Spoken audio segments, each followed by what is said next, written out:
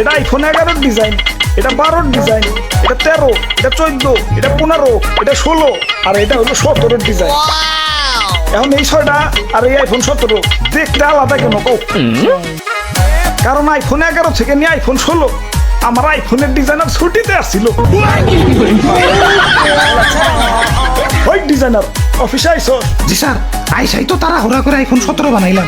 দেখেন না ক্যামেরা বামটা টান দিয়ে খালি একটু বড় বানিয়ে দিছি।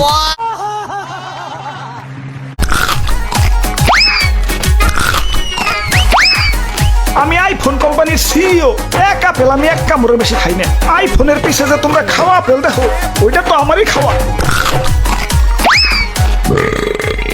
মানুষে ভালো আপেলই 500 টাকা কেজির উপরে বেচতে পারে না, আর আমি খাওয়া আপেল বেশি লাগতে আর খারাপ।